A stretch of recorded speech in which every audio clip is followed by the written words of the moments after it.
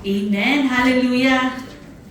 Na-feel po ba natin yung presensya ng ating Panginoon? Amen. Napakabuti niya, no?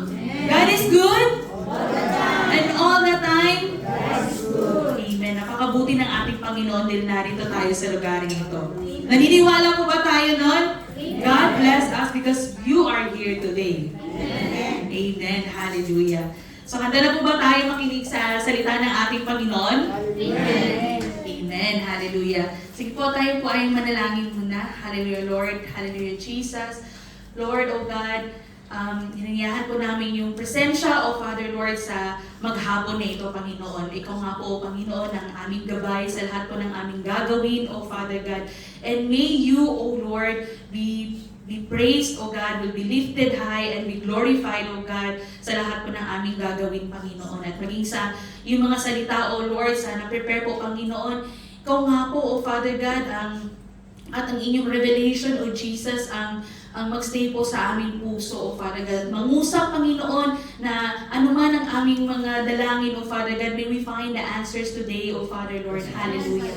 Maraming salamat po, Panginoon. Sa iyo nga po, O Father God, ang lahat po ng papuri at pasalamat in Jesus' mighty name we pray. Amen. Hallelujah. Amen. Sabi nga doon sa kanta kanina, no? Sino po bang sa kanta kanina na tayo ay magmahalan, tayo ay magkamayan. Amen. Mahal po ba natin ang bawat isa? Yes. Mahal niyo po ba yung nasa katabi mo? Yes. Eh? Mahal ba? Yes. Parang nakatalikod si Ate Dora. Amen. Lahat no, mahal natin ang ating mga kapatid sa Panginoon. Amen. Tayo ay dinala ng ating Panginoon. No? Who would have thought na tayo ay makikilala? Amen? Ako, taga Mindanao ako sa Pilipinas, pero nakakilala ako ng mga taga Luzon and Visayas. Napakabuti ng ating Panginoon. How good and great are His ways na tayo ay pinagtipon-tipon niya dito sa isang lugar ito in this very moment. No? Tayo ay pinag-isa, tayo ay nagsama-sama ng papuri. Ganon kumilos ang ating Panginoon para sa bawat isa. Kaya i-acknowledge natin palagi, appreciate natin palagi ang ating mga katabi. Amen? At hahanap-hanapin dapat natin sila. Ano sabi sa kata kanina? Sa bawat linggo. Amen. Para tayo ay mag-awitan para sa ating Panginoon. Sabay-sabay natin na papurihan ang ating Panginoon. So this week, no, ang theme po ay about unity. Sabi nga doon, united we stand. Amen.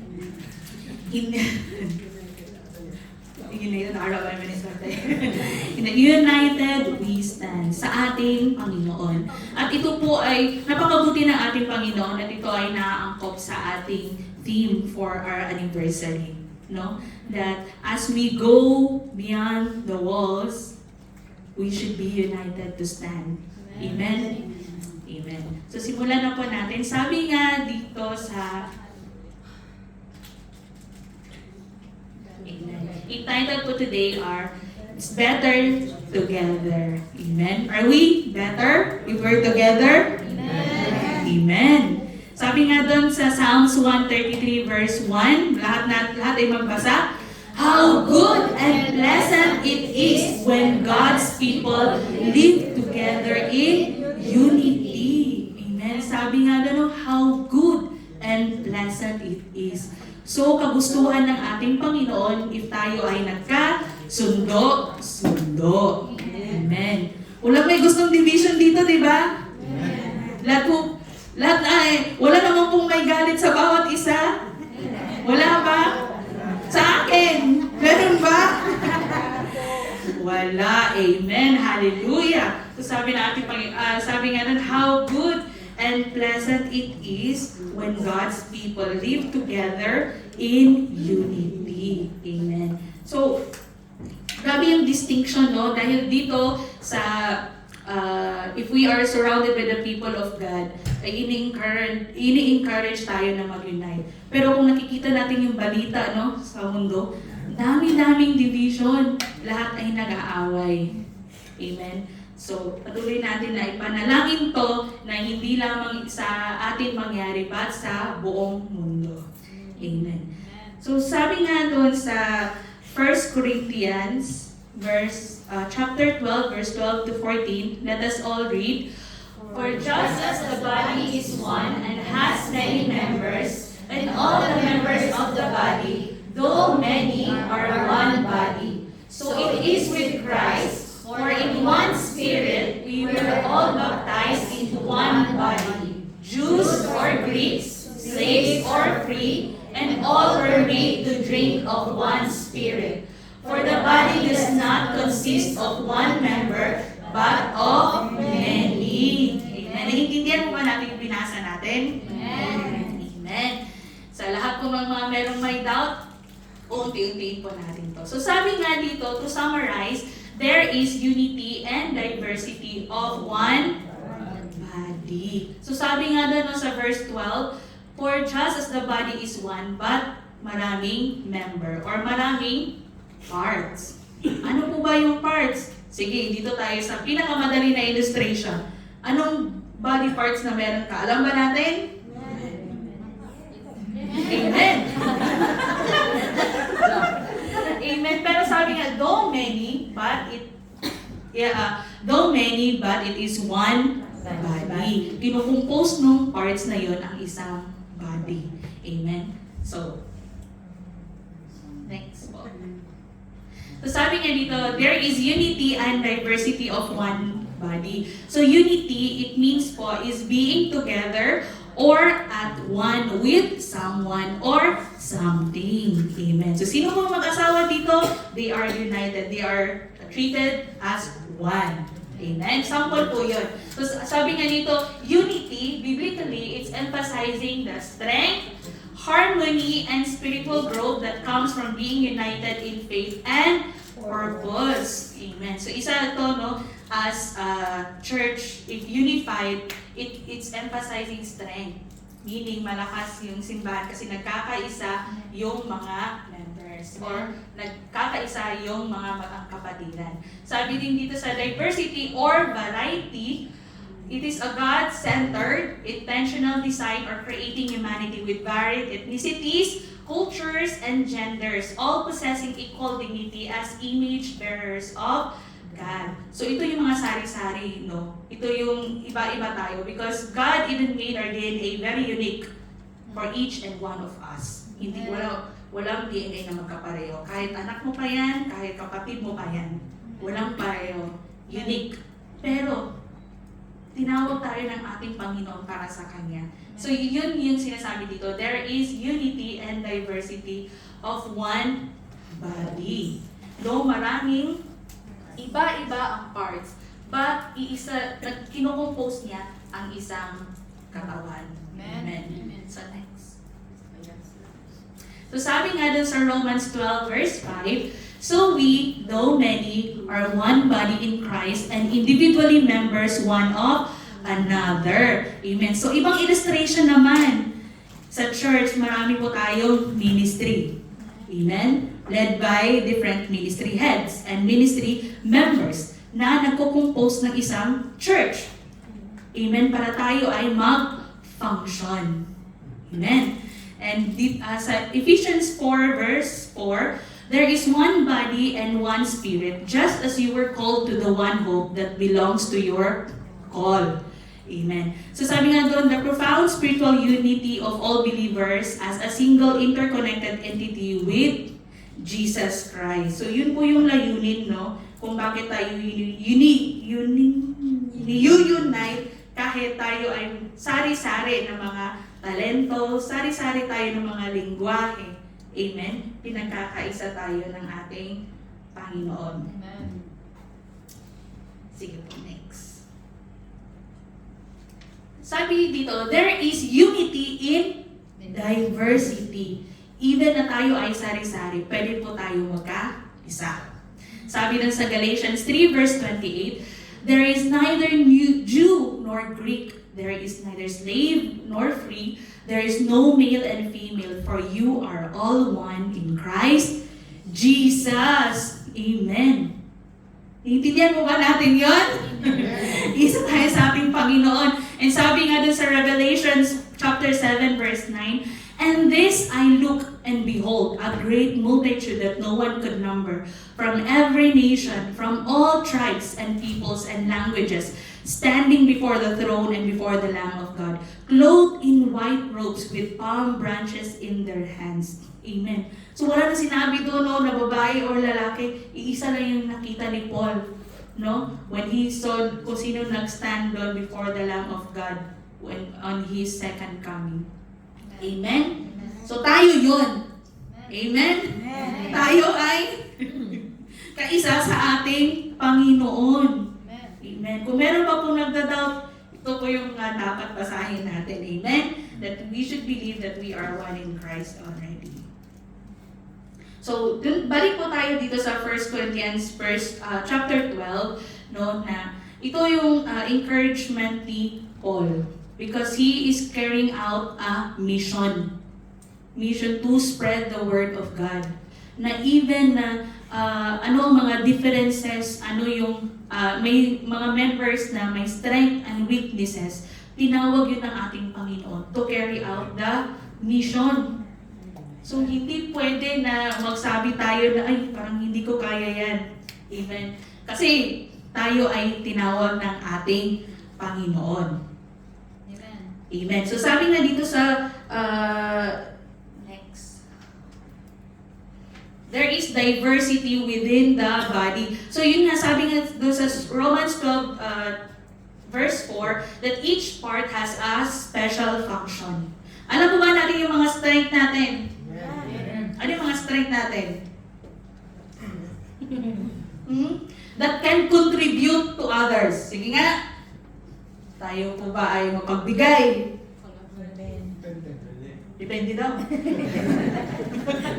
Amen. Ano yung mga strength natin na binigay ng ating Panginoon? Grabe naman. Wala silang masabi, Lord. Marami? Amen. So, yun nga, no, each part of us na binigay ng ating Panginoon, it will have a function as a whole, as a church, tayo ay mag-grow. Amen? Amen? Naniniwala mo ba tayo doon? Pwede tayong mag-contribute. Pwede mo kayo mag-contribute. Amen? Hindi lamang yung sa mga nakikita natin palagi na andito sa harapan, tumatayo, nakahawak ng mic, kung sino yung palaging nagsasalita.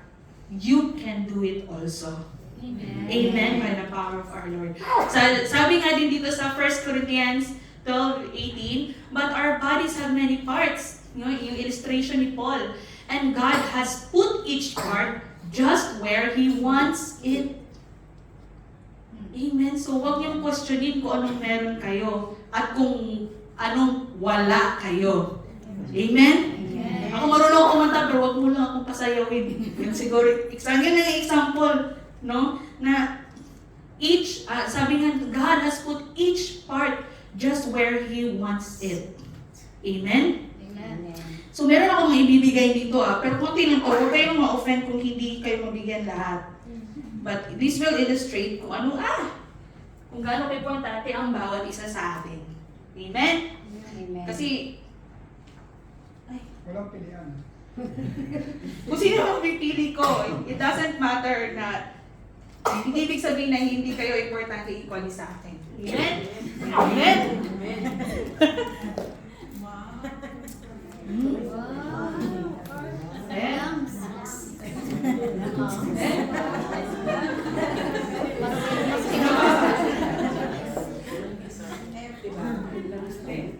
Huwag daw kayo magselos ha. Walang selos ha. Ice cream ba ice cream? May libre daw tuwa. Sige. Sige, sa lahat po ng aking nabigyan, tayo po ay tumayo.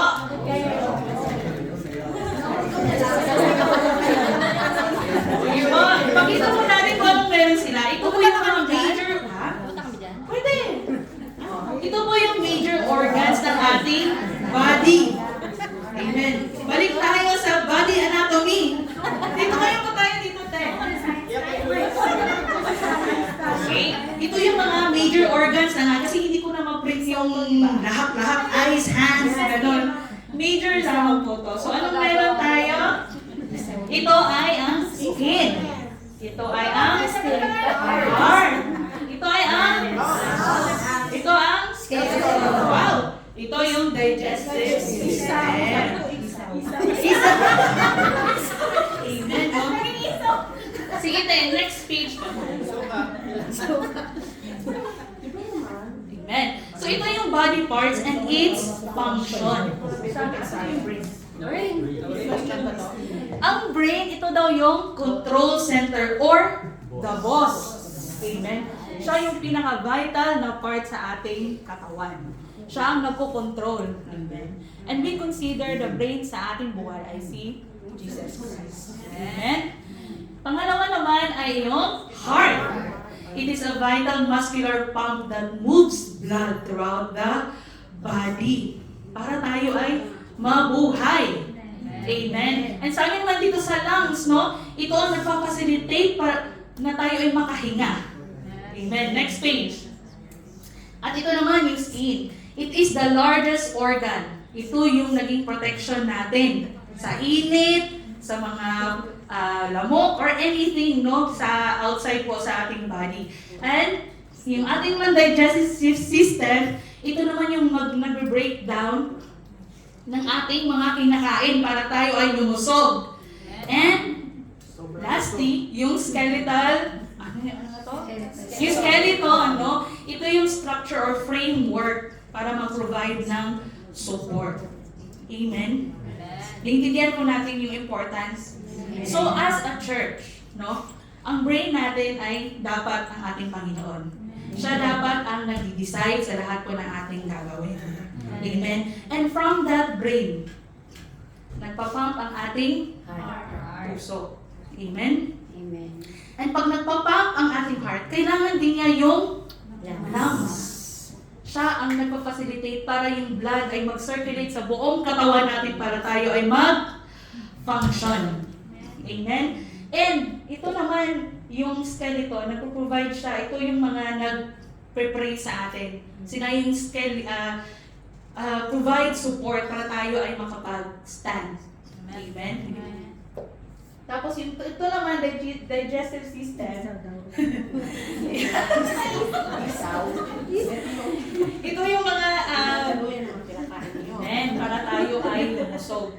So, as a person, no, kung makikita natin sila, si Kuya Joel para sa akin, siya yung tumutulong sa akin para ako ay patuloy na mag-move. Amen? Si Ate Michelle naman, hindi naman. Hindi naman. But, as both pastors, no, vital kayong dalawa para magpatuloy ang yung movement sa church. Si Ate Lane naman, provide support. No? Napaka-encourager ni Ate Lane. Amen. And si Ate, ano naman, ito, palagi mo kasi akong pinapakain. Amen. No, vital to sa ating church. No, hindi naman tayo kumakain ng salita, but also food na pinagkaloob ng ating Panginoon. And si Ate Isa, no, as a very prayerful na naging as a protection po para sa atin, para sa outside na mga problema or sitwasyon. Amen. So, isa lang po. Sorry sa mga hindi nabigyan, but lahat po kayo ay importante sa atin. Amen. So, lahat tayo, kung sino man ang heart niyo or lungs niyo, lahat po sila ay importante sa ating buhay. Amen. Naiintindihan po ba natin? Ay, babalik pala? So, may uwi. Amen. So, yun po yung function. May function po tayo sa bawat isa. Amen. Kasi ako, I'm not perfect. Marami akong lack sa akin. But, pinipili kong pumunta dito every Sunday and somehow, nagiging complete ulit ako dahil sa bawat isa sa inyo. Amen? Nararamdaman po ba natin yun? Somehow, every Sunday pag-uwi, masaya ka na ulit, ready to move forward, ready to face Monday again. Amen? Dahil yun sa kalakasan ng bawat isa. Amen. So, importante po tayo sa bawat isa. Amen. Kaya yung mga katabi nyo, hanapin nyo kada linggo. Amen. Para tayo ay kumpleto. Amen. So next. Sabi nga dito sa 1 Corinthians verse 22 to 26, let us all read. In fact, some parts of the body that seem weakest and least important are actually the most necessary. And the parts we regard as less honorable are those clothed with the greatest care. So we carefully protect those parts that should not be seen, while the more honorable parts do not require this special care.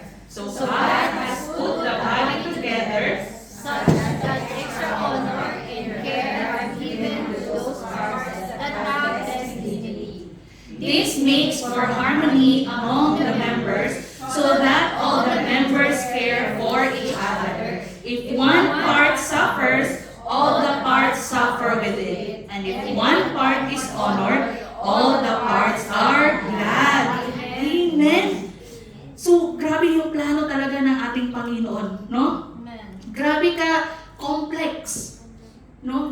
The way how our mind works hanggang sa ating mga paa, no? Ito yung illustration ni Paul na nasa paanan ka man or nasa uluhan ka man, importante ka.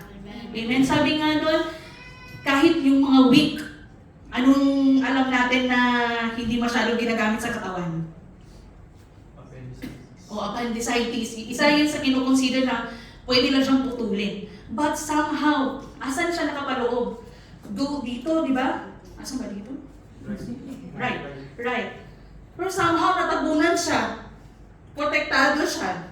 Amen? Yun ang design ng ating Panginoon. Iyon yung isa, sabi nga doon, and the parts who regard as less honorable are those we clothe within the greatest care.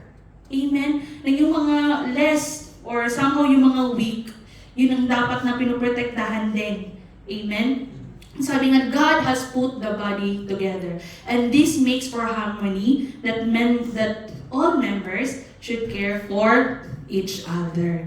Amen. So, sometimes makonsider man natin na isa sa mga kapatid natin na very less or very weak, I mean, kung hindi pa lang nakikita yung totoong potensyal niya, ipinakaloob ng Panginoon yun sa atin for us to take care of them, to nourish them so that they can grow as well. Amen? And sabi nga dito, if one part suffers, all the parts suffer with it. Damay-damay pala to. Hindi pwede na isa ang nagsasaya, ang isang malungkot. Amen? Sa ano nga natin, di ba, pag tayo ay nasugatan, lahat masakit. Amen? At alam niyo ba kung napakagaling ng ating Panginoon, lahat ng white blood cells mo pumupunta dun sa may sugat para ito ay ayusin.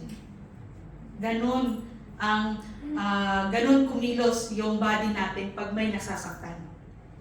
Amen? Amen. Amen. And sabi nga dito, and if one part is honored, all the parts are glad. Amen. So if okay tayo, di ba, pag good mood, ay hindi man good mood, but pag tayo ay healthy, walang masakit. Di ba? Tayo ay masaya. Tayo ay nakakagalaw. But sige, sabihin mo nga masakit ulo mo, di ba? Tamalay ka na all day. Ganon. Ganon mag-ano yung katawan natin. And as a church also, if somebody has a problem, nararamdaman din ng lahat. Amen? Amen. Amen. So as a church, we need to be as a whole din na tayo ay mag-pray sa bawat isa. Next page po.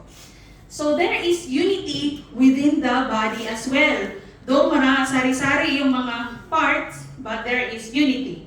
Sabi nga dun sa Romans 12:4-5, 14 pala to, sorry. 4-5 nga. Just as our bodies have many parts and each part has a special function, so it is with Christ's body. We are many parts of one body and we belong to each other. So you belong to me, I belong to you. Amen? And sabi nga dito, basahin natin sa Ephesians 4:11-13. Now, these are the gifts Christ gave to the church, the apostles, the prophets, the evangelists, and the pastors and teachers. Their responsibility is to equip God's people to do His work and build up the church, the body of Christ. This will continue until we all come to such unity in our faith and knowledge of God's Son that we will be mature in the Lord, measuring up to the full and complete standard of Christ. Amen? Kaya lahat ng mga nakikita natin no, na as pastor, isa yan siya sa mga yung nilagay ng ating Panginoon for us to be led sa standard ng ating Panginoon. Amen? Next po. And sabi nga dito sa 1 Corinthians 13, 1-13, if I could speak all the languages of earth and of angels, but didn't love others, I could only be a noisy gong or a clanging cymbal. If I had the gift of prophecy and if I understood all of God's secret plans and possessed all knowledge, and if I had such faith that I could move mountains but didn't love others, I would be nothing. If I gave everything I have to the poor and even sacrificed my body, I could boast about it. But if I didn't love others, I would have gained nothing. Amen. So hindi posible na tayo ay mag-unite if walang pag-ibig. Amen? It takes love to understand one another. Amen? Because if yung mind lang natin, hindi talaga pwede. But because sa pag-ibig na nanggagaling sa ating Panginoon, it will be possible to be united. Amen. So, there are ways to be united. Amen. So, sabi nga dito, pinakauna is to understand. So, ito yung the divine capacity to discern, perceive, and apply God's truth to life, going beyond intellectual knowledge to spiritual insight. Because if intellectual lang, lahat po tayo ay may standard sa buhay. Minsan may mga tao na hindi pumapasa talaga. Amen? Lalo na yung hindi pa natin kilala ang ating Panginoon. No? Pwede natin sabihin na, ayoko sa tao na yan, hindi ko siya parang hindi kami magka-vibes. Ganon.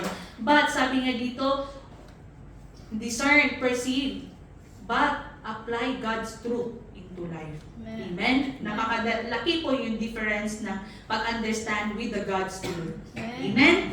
And pangalawa is dapat nurturing ang bawat isa to foster holistic growth spiritual. Amen? Emotional also and physical through intentional loving care, discipline, and instruction in the Lord. Amen. Pinapakain na ba tayo? Napakain na ba tayo ni Ate Donna, ni Ate Jo? Amen. So dito sa church natin, dapat na nili-nurture din natin ang bawat isa through yung spiritual, emotional, or anything that could help them. Amen. And pangatlo is the integrity. We should be a standard to live a life of holiness, sincerity, and undivided devotion to God, where internal beliefs match outward actions. Amen. Naiintindihan po natin itong integrity na hindi lamang sa ating mga salita yung mga good words, but dapat ay sinasabuhay po natin. Amen. Next po. Totality. Ito yung complete, whole, and absolute nature of God's work na dapat kumilos sa atin, namumuhay sa atin yung totality ng ating Panginoon, hindi partial. Amen? And pang-apat is equal. Equal tayo dapat lahat. This signifies that all human possess identical worth, dignity, and standing before God, having been created in His image regardless of race, gender, or social status. Dapat equal yung term? Pagtingin natin sa bawat isa. Amen. And lastly, dapat lahat tayo ay dependable. Amen. Pwede ba akong mag-depende sa inyo? Amen. Can I depend my life on you? Mapakainin niyo ba ako? Amen. So sabi nga dito, dependable meaning is being trustworthy, reliable, and standing firm in one's commitments regardless of the cost. Amen. So ito yung ways no na tayo ay, or yung mga kapatiran ay pwedeng mag-unite. Without this, we are unable to complete this. Or we are unable to unite kung hindi natin sinasabuhay tong anim na words na ito sa ating buhay. Amen? So, palagi natin isa-isip, or we need to always remember na hindi lamang natin titingnan yung sarili natin, but yung others also. Amen. Na maari silang binigay ng ating Panginoon para tayo ay makomplete. Amen? Amen. So, next po. So, sabi nga dito, ways to be united, walking with understanding, nurturing one another up with integrity, made with the totality of Christ, and as equal and dependable to one another. Amen? Ito yung ways na para tayo po ay mag-unite. Amen? Marami na po akong mga group of friends, or marami na akong grupo na salihan na sobrang gulo-gulo. And even this church, ay napagdaanan ko din na may times na sobrang gulo. But in the end, napakabuti po ng ating Panginoon. Amen. All works together for our good. Amen. Amen? Na lahat pala na yun, lahat ng mga nagsakripisyo, lahat ng mga luha na tumulo, no? Darating pala sa point kung ito yung moment na gusto na maranasan natin sa ating Panginoon. Amen. At kasama na yun yung mga tao na dinala niya along the way. Amen. Amen. Next po. Ito na po, conclusion na po. So sabi nga dito, sabi nga dito sa verse 26, if one part suffers, all the parts suffer with it. And if one part is honored, all the parts are glad. So as brothers and sisters of Christ, ito po yung palagi natin isa-isip, na hindi lamang yung individual success yung ipanalangin natin always. Amen? Because sometimes, hindi lamang tayo ang nangailangan. Sometimes, nangailangan yung iba para sa atin. And we might not know because we are so focused in ourselves. We are so focused sa ating mga problema lamang. It's not bad, but the Lord is reminding us today to think as a whole. Amen? Na always tayo na to look always in the bigger picture. Na hindi lamang tayo ang nagsasuffer, hindi lang tayo ang may mga problema. But as a whole, na nangailangan yung bawat isa sa atin. Amen? Amen. So let us stand po. And let us pray. Let us talk to our God, and let us ask God, how can we help others? How can we discern who needs help? How can we perceive sa lahat po ng mga nahihirapan? And where in our lives we can help? Hallelujah, Lord. Hallelujah, Jesus.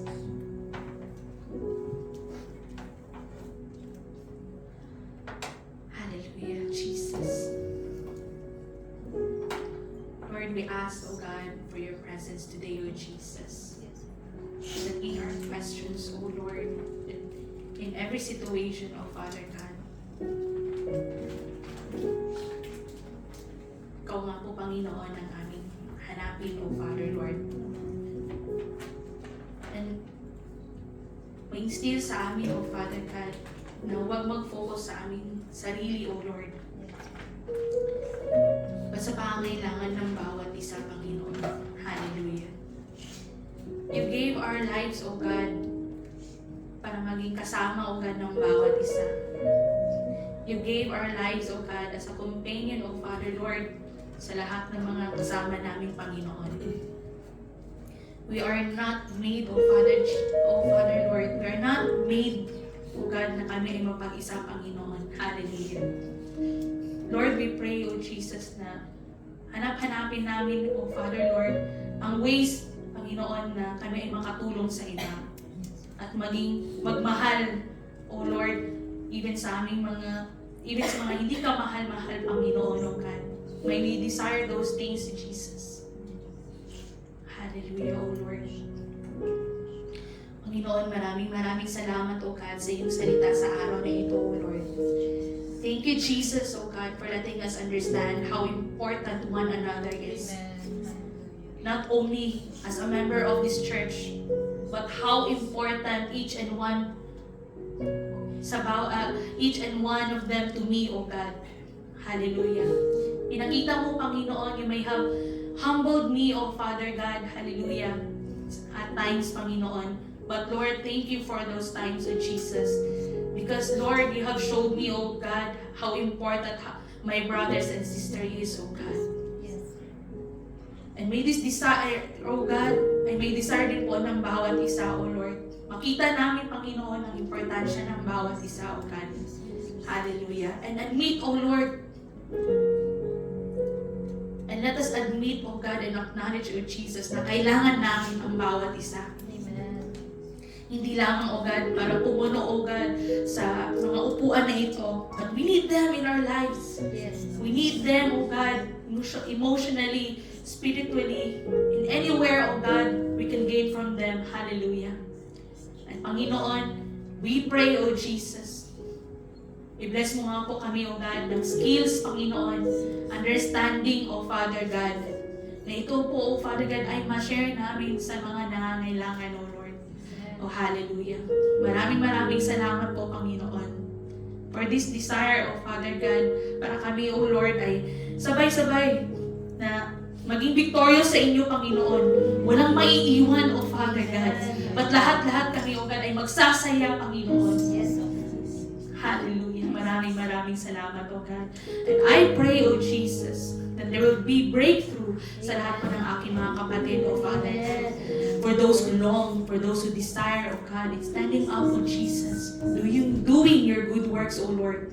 Hallelujah. Lord, I pray, Panginoon, you give them strength, the confidence of Father, Lord Jesus, na mai-share nila, Panginoon, ang blessing, O God, na nanggaling sa inyo, sa amin, O Father. Hallelujah.